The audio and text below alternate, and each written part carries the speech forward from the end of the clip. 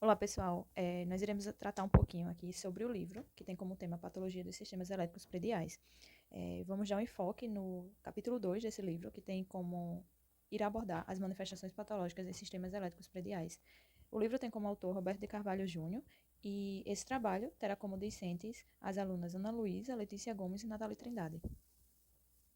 As manifestações patológicas são falhas ou problemas, né, nas instalações elétricas capazes de comprometer a segurança e o funcionamento adequado dos equipamentos. Essas patologias, esses problemas, eles podem ocorrer no sistema elétrico por diversas causas, né? São eles a sobrecarga, o curto-circuito, falhas de aterramento e má qualidade da energia elétrica. Nós iremos tratar nesse trabalho alguns pontos que demandam atenção para que sejam evitadas essas anomalias. A primeira delas são as falhas e ausência de projeto, que é importantíssimo conter em todo o projeto todas as informações que são necessárias para um bom funcionamento desses equipamentos, como também um bom dimensionamento e planejamento do projeto, que diminui o risco de patologias. Outra manifestação patológica são as falhas de execução das instalações elétricas. As instalações elas devem seguir, né, rigorosamente os projetos, as normas, todas as especificações necessárias e podem ocorrer por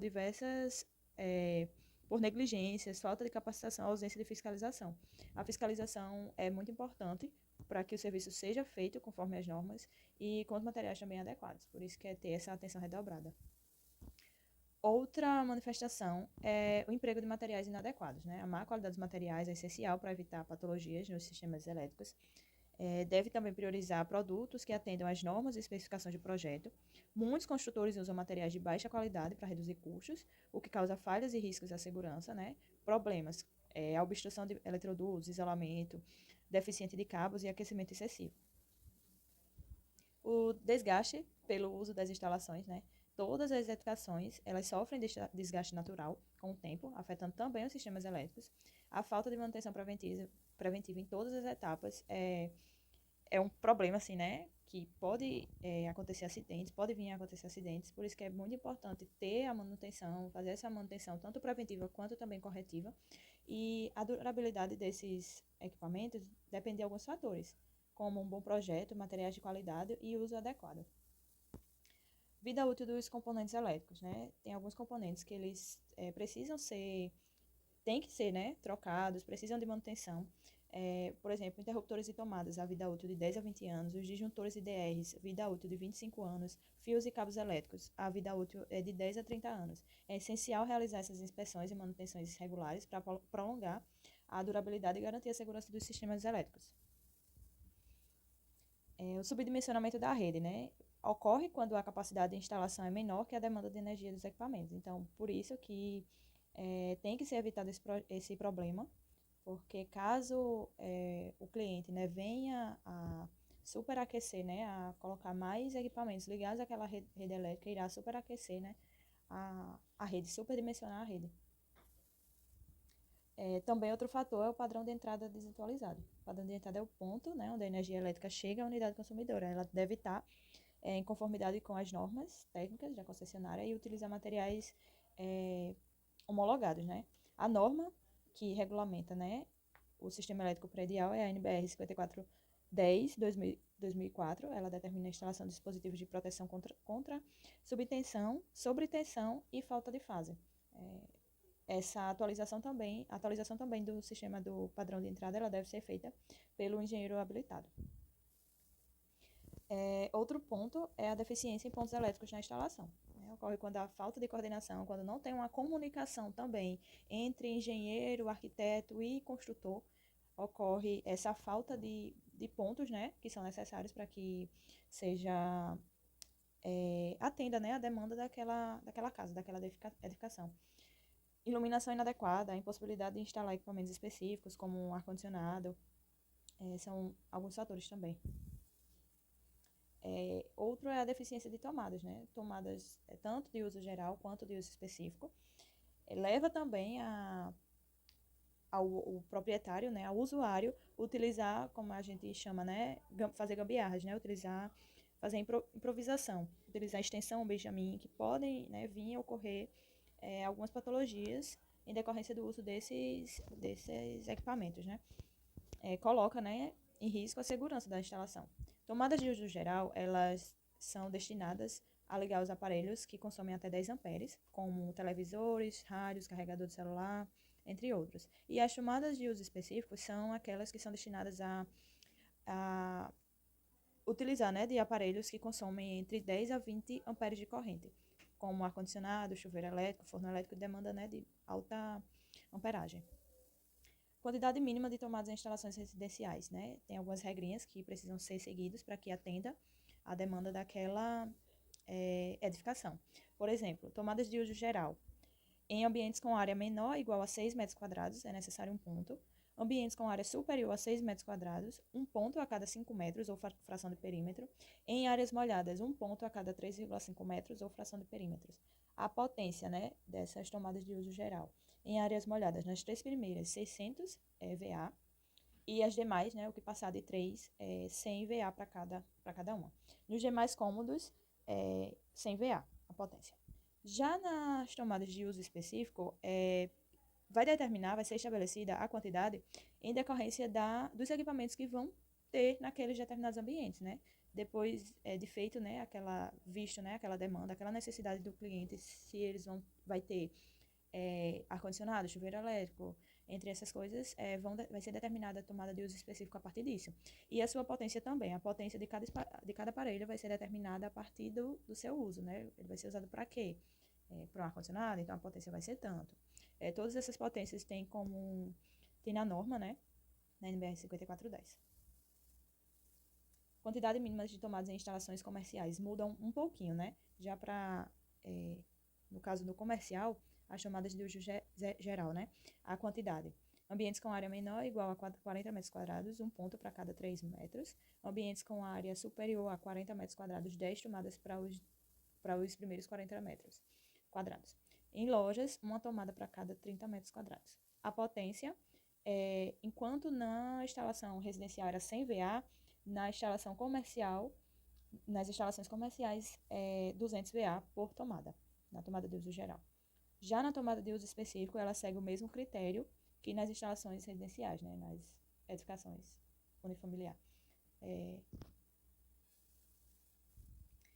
Outro problema, né, outra patologia que podem ocorrer é devido ao mau contato e superaquecimento em tomadas. Os riscos, curto-circuito na rede elétrica e até incêndios, as causas, né, as conexões frouxas ou tomadas antigas de má qualidade, sinais de mau contato, faísca, cheiros de queimado ou plug chamuscado, a correção, né, como deve ser feito prevenido, né, esse problema. Retirar o aparelho da tomada e verificar se os fios estão firmes, garantir que os fios desencapados não encostem entre si. Caso os fios estejam corretos, é necessário substituir o módulo da tomada. E agora eu vou dar continuidade, né, à apresentação, começando pelos interruptores, né? Os interruptores, eles são dispositivos de manobra que interrompem a passagem de corrente elétrica nos circuitos. A arquitetura e o layout do projeto, eles são fundamentais para o posicionamento adequado desses dispositivos. Nós podemos classificá-los em 3 tipos: os simples, os paralelos e os intermediários. Nas residências, os interruptores devem estar em locais de fácil acesso, próximo às portas dos ambientes, tendo uma distância de 10 a 15 centímetros das guarnições das portas e uma altura de 1,20 a 1,30 metros em relação ao piso acabado. A gente pode encontrar diversos defeitos, né, que podem ocorrer, como a sobrecarga, que é quando a corrente é superior à capacidade do interruptor, o contato falhado, curto-circuito e problemas na fiação. Outros problemas também, outras causas muito comuns, são problemas de instalação, de oxidação devido à corrosão e o desgaste natural do dispositivo, que acontece, né, ao longo do tempo. Agora nós vamos falar sobre os defeitos em sistemas de automação residencial. Sistemas de automação, né, e segurança residenciais também estão sujeitos a falhas. As patologias mais comuns incluem falhas de comunicação ou na operação desejada e falhas na memória, resultando em comportamento inadequado. É importante notar que problemas, né, na alimentação elétrica, elas podem causar algum tipo de reinicialização ou até mesmo alguns danos permanentes ao sistema. E, além disso, erros de programação e o desgaste mecânico dos sensores e câmeras de segurança também levam a falhas operacionais. A manutenção preventiva e a contratação de profissionais capacitados é extremamente essencial. E agora, sobre a negligência com o grau de proteção IP. Sobre o grau de proteção IP, o IP ele é um índice de proteção, ele é um indicativo do grau de proteção de um produto. Ele é definido pelo padrão internacional, né? Ele é um padrão internacional definido pela Comissão Eletrotécnica Internacional. E ele serve para classificar e avaliar o grau de proteção de produtos eletrônicos fornecidos contra a entrada de poeira e água. e alguns desses tipos de materiais. E ele tem como objetivo especificar o nível de proteção para o contato de pessoas ou áreas do corpo em partes do produto, energizado sem isolamento, ou a proteção contra a entrada de objetos sólidos estranhos, como poeira, por exemplo. Indicar a proteção do equipamento em relação ao contato de água em seu interior. E, mais ou menos, ele é feito por 2 algarismos, certo? O primeiro, ele fala em relação o seu grau de proteção contra os líquidos e vai até o numeral 6. E o segundo é contra o de poeira, que o máximo que o IP consegue chegar é o IP 68. E, dependendo do seu grau de IP, ele não pode ser instalado em determinado ambiente, como, por exemplo, um equipamento de IP 20 não pode ser instalado em ambiente externo, porque se a gente vier aqui na tabela e olhar, a gente vai ver que, por mais que ele seja protegido contra corpos sólidos superiores a 12 milímetros, ele não tem proteção contra líquidos. E agora, falando sobre iluminação insuficiente e lâmpadas queimando com frequência.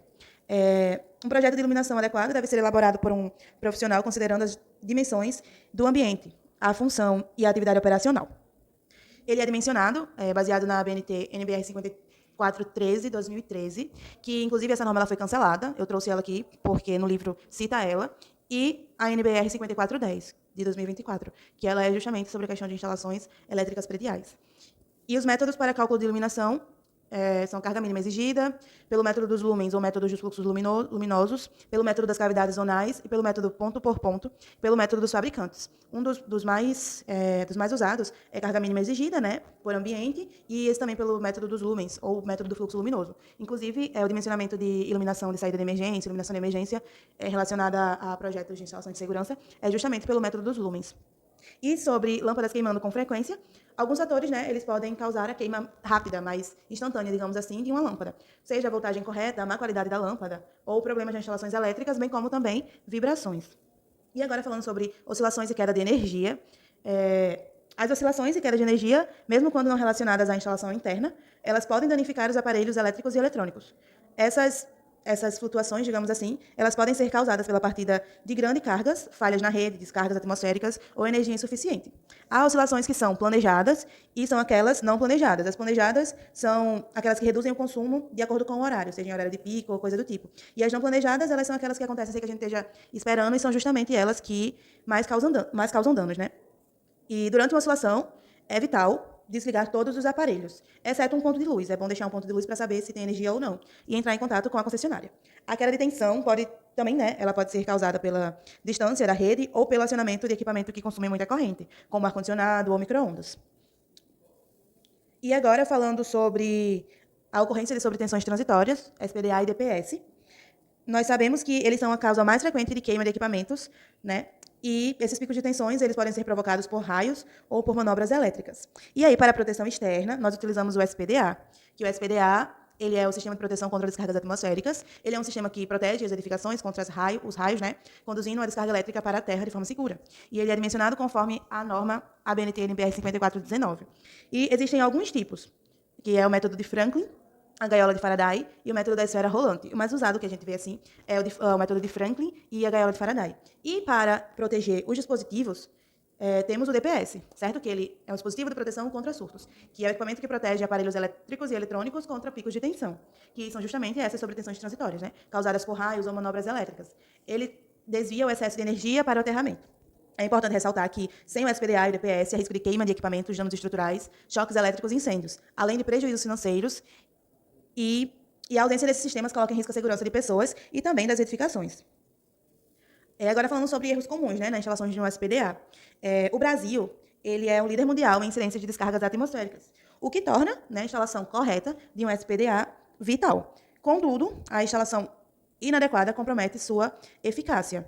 Alguns erros comuns incluem a ausência de uma análise de risco adequada, né, e a especificação incorreta de componentes. Um erro grave é a falta de integração do SPDA com outros sistemas, como o aterramento e também o DPS. Além disso, a falta de manutenção e a execução do projeto, sem o profissional habilitado e a devida anotação de responsabilidade técnica, colocam o sistema e os usuários em riscos. Inclusive, nós, engenheiros civis, não podemos assinar um projeto de SPDA, né? Tem que ser um engenheiro eletricista. E agora, falando sobre a ausência ou a falta de aterramento de sistemas elétricos, nós sabemos, né, como já vimos anteriormente, que o aterramento ele é fundamental, pois liga a instalação elétrica à terra, estabilizando a tensão e neutralizando cargas positivas ou negativas. Sua ausência é responsável por choques elétricos, queima de equipamentos e até incêndios mesmo. Em instalações prediais, é obrigatório o uso do BEP. O BEP, ele é um barramento equipotencial, que ele interliga todos os aterramentos em um único ponto, garantindo que qualquer corrente elétrica indesejada, ela seja distribuída de maneira uniforme. O aterramento, ele deve ser verificado periodicamente por meio de um terrômetro. Ele também conecta o SPDA e os sistemas de telecomunicação. A manutenção feita periodicamente, né, tanto do BEP como do próprio aterramento, ela contribui para que o sistema continue operando da melhor forma possível. E existem alguns tipos de esquemas de aterramento, como o TN, né, que ele pode ser o TNC, TNS e o TNCS, e o TT e o IT, sendo os 3 primeiros os mais utilizados nas residências. Agora, algumas regras básicas para a divisão de circuitos. É muito importante que a gente equilibre as cargas entre as fases, né, para evitar uma sobrecarga e até mesmo um superaquecimento. Separar os circuitos de iluminação e de tomada e saber que a carga total, né, de toda a edificação, ela deve ser dividida em circuitos cuja potência não ultrapasse 1.200 watts em uma tensão de 110, né, 110 volts, ou 2.200 em uma tensão de 220 volts, com o máximo de 12 pontos de luz por circuito. Cada circuito deve ter o seu próprio neutro. E para alguns aparelhos que têm potências altas, né, eles têm que ter circuitos exclusivos, pois eles podem até acarretar uma sobrecarga também. Esses equipamentos podem ser, esses aparelhos, equipamentos, né, eles podem ser chuveiros elétricos, aquecedores de água e até mesmo o ar-condicionado. E agora, falando por último, sabemos que a regra básica é que a iluminação e tomada devem pertencer a circuitos separados. Justamente isso a gente já falou no slide passado, né? E um grande risco de falha, se estiverem juntos, pode dar uma pane ou pode apagar parte ou total da residência. Pode existir um risco de sobrecarga, as tomadas podem exigir mais correntes que a fiação de iluminação suporta. E existe uma exceção para essa regra, certo? E é permitida apenas se o circuito não ultrapassar 16 amperes. E se a edificação tiver outros circuitos exclusivos. Sou Nathalie e vou dar continuidade à apresentação. O tópico dispositivo de proteção do circuito vai falar sobre os dispositivos de proteção que devem estar presentes em todas as instalações residenciais, comerciais e industriais. Eles são obrigatórios pela NBR 5410 e cada circuito deve ser ligado a um dispositivo de proteção. Temos o disjuntor termomagnético, que vai proteger as instalações elétricas contra sobrecargas e curtos-circuitos, e temos o disjuntor diferencial residual, o DR, que é supersensível às menores fugas de corrente e vai proteger diretamente a segurança das pessoas. Contra choques elétricos, ele vai desarmar e interromper a passagem de corrente. E ele é obrigatório em circuitos em áreas molhadas e em equipamentos externos. O tópico de queda de disjuntores se trata sobre a questão do desligamento dos disjuntores serem encarados como um sinal de alerta, quando desarmam com o superaquecimento, ao usar equipamentos que exigem muito da rede elétrica. As causas mais comuns é a instalação com defeito, sobrecarga da rede, subdimensionamento da fiação e, consequentemente, do disjuntor que desarma para proteger a instalação. E com isso a ocorrência excessiva de queima de fusíveis ou o desarme dele mesmo. E o risco dele desarmar constantemente e não ser tomada nenhuma providência poderá perder o fator de segurança e assim acabar causando incêndios graves. Em relação à sobrecarga no sistema elétrico, normalmente surge a partir de erros cometidos na elaboração do projeto ou por falhas que acontecem durante a operação do sistema. As causas mais comuns é em relação ao excesso de carga ligada em determinado circuito ou tomada, a ausência de dispositivos de proteção, o desgaste natural das instalações e o uso de aparelhos de alto consumo em tomadas de uso geral. Sinais de alerta tem o desligamento contínuo dos disjuntores e, para corrigir esse problema, é necessário dimensionar corretamente os circuitos terminais, atendendo os critérios da NBR 5410 e nunca instalar equipamentos sem consultar o profissional. Evitar o uso de vários equipamentos em uma única tomada. O aumento de carga da instalação sem redimensionamento. Muito comum em instalações antigas, o aumento de carga, sem a devida verificação técnica, pode provocar o mau funcionamento dos equipamentos, por excesso de queda de tensão e danos à isolação dos cabos. As causas mais comuns. Quando se tem equipamentos que não estavam programados sendo instalados numa rede subdimensionada. E os riscos, tem-se o risco de um curto-circuito que pode acarretar incêndio de origem elétrica. O tópico da qualidade da fiação elétrica vai falar sobre a qualidade dos fios e cabos elétricos, que eles devem ter o selo do Inmetro para garantir que o produto atenda aos requisitos de segurança e qualidade. E alguns cuidados que podemos tomar é verificar se esse selo não está falsificado, o que pode provocar para o usuário o aquecimento dos condutores, a perda de energia e conta de luz com um valor mais alto. Observa também a questão da espessura do condutor, o material da capa externa e a presença da blindagem. E com isso, ter o cuidado da manutenção dos fios e cabos, com mais de 10 anos. A diferença entre os condutores fase, neutro e terra. O fio condutor fase, ele vai ser o que existe a presença da tensão. Na linguagem da obra, é o condutor que possui carga. O condutor neutro, ele não possui tensão, portanto não está carregado. Ele vai prover o retorno da corrente elétrica aterrado, proporcionando uma diferença de potencial em relação ao condutor fase. O fio condutor terra, sua principal função é proteger os usuários contra possíveis fugas de corrente. E o retorno, ele vai permitir o fechamento do circuito entre o fase e o neutro, entre o interruptor e a lâmpada. O condutor neutro sobrecarregado. Esse tópico vai falar sobre cada circuito na instalação ter seu próprio condutor neutro, que é uma regra essencial para que não haja sobreaquecimento dos cabos elétricos do neutro. As causas mais comuns acontecem por muitos instaladores sem capacitação que não entendem a função do condutor neutro. Assim, eles puxam o condutor neutro para toda a instalação, resultando em correntes excessivas no neutro. Porém, tem o risco do desequilíbrio nas tensões de uma instalação, podendo queimar os aparelhos eletrodomésticos. Em relação ao padrão de cores de fios e cabos elétricos, a NBR 5410 determina o padrão de cores que deve ser usado. O condutor neutro, ele deve ser usado a cor azul. Na instalação do condutor ou na cobertura do cabo. O condutor de proteção, TNS, que é quando o terra e o neutro estão separados, devem ter dupla coloração, verde e amarela, ou a cor verde. O condutor de proteção, TNC, que é quando eles estão em conjunto, deve ter a cor azul claro, com anilhas verde e amarelo, nos pontos visíveis ou acessíveis. E o condutor fase não tem padrão e para os demais fios. Não é prevista nenhuma cor específica, mas se vê muito usando a cor vermelha, marrom e preta. Em relação ao excesso de condutores em eletroduto, eles servem para... os eletrodutos servem basicamente para abrigar e proteger. Com isso, a sua taxa máxima de ocupação é de 53% no caso de um condutor, 31% quando há 2 condutores e 40% na situação de 3 ou mais. Emendas ou conexões mal feitas entre condutores. Em relação a esse tópico, as emendas é um problema que se constata muito na instalação elétrica e está relacionado à mão de obra não especializada.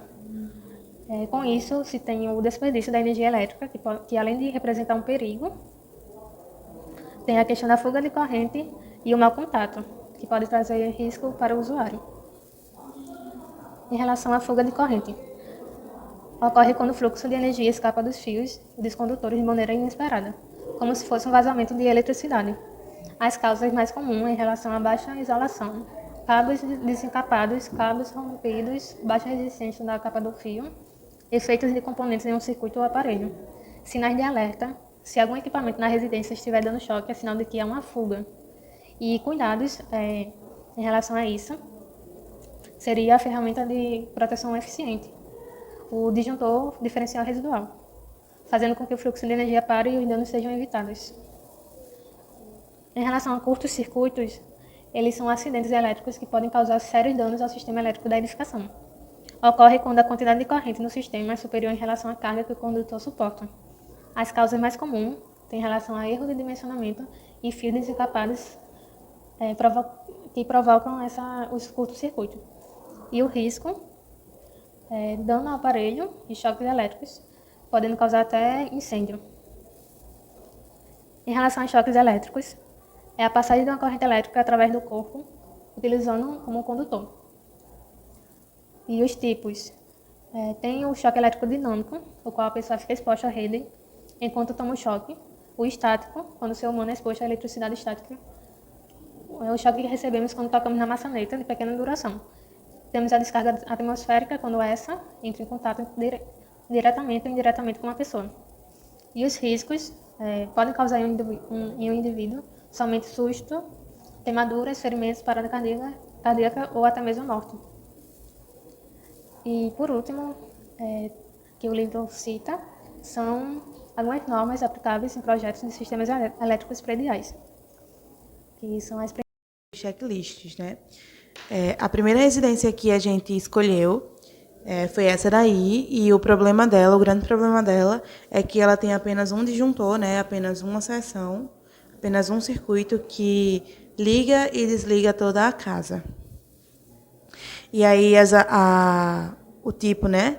O sistema é a instalação elétrica, o subsistema é o quadro de distribuição. O problema dela é a falta de divisões adequadas dos circuitos e dispositivos de proteção. A causa do problema é as instalações não foram, né, projetadas e realizadas por um profissional habilitado. Essa casa, ela foi feita, essa instalação, pela mesma pessoa que construiu.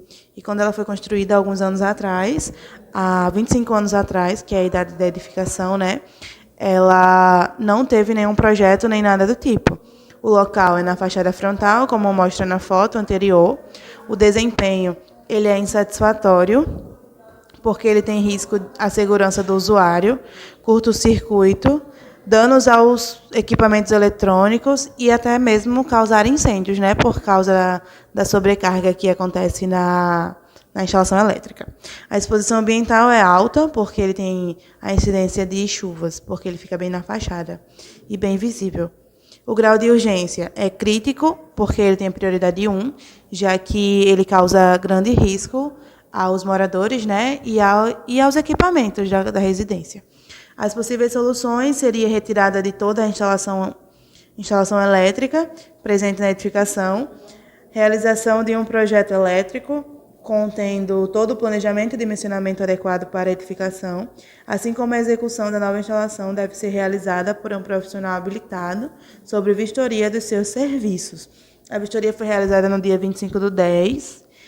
Nós tiramos esse dia, foi um sábado, tiramos esse dia para fazer essas vistorias.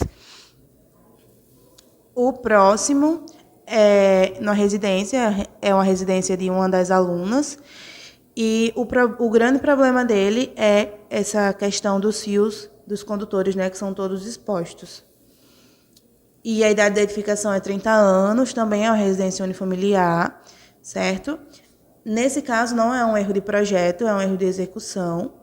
E também se considera projeto, porque, assim como o outro, quando vai lá para o padrão de entrada, ele também só tem um disjuntor, certo? E também é o sistema de instalações elétricas, né, os subsistemas condutores e eletrodutos. O problema dele é a falta de identificação dos circuitos por cor, porque, segundo a norma, né, cada condutor ele deve ter uma cor específica. E, nesse caso, como a gente pode ver na foto, são todos da mesma cor.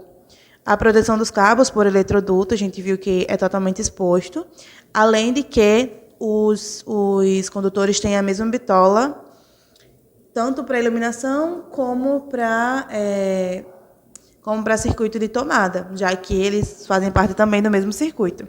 E a causa do problema é que também, igual o outro caso, né, as instalações não foram projetadas e realizadas por um profissional habilitado. E o local é entre 2 dormitórios, é como se fosse uma espécie de gambiarra, digamos assim, para poder chegar energia para os 2 dormitórios. O desempenho também é insatisfatório, porque tem a confusão, né, com os circuitos e a questão dos condutores, a gente não sabe o que é um neutro, o que é um fase, e tem risco da segurança do usuário, deteriorização da instalação, porque, como fica exposto, acaba que tem a deteriorização mais fácil e a sobrecarga dos circuitos existentes. A exposição ambiental é baixa, né, sem incidência de sol e chuva, e o grau de urgência também é crítico, porque, assim como o outro, também causa risco, né, aos moradores ali da residência e também causa risco aos eletrônicos, né, que tá ali na casa. As soluções seriam a mesma que a gente já falou no outro checklist, que seria refazer toda a questão da instalação elétrica. E é isso. Muito obrigado. Esse foi o nosso trabalho. Nós encerramos por aqui.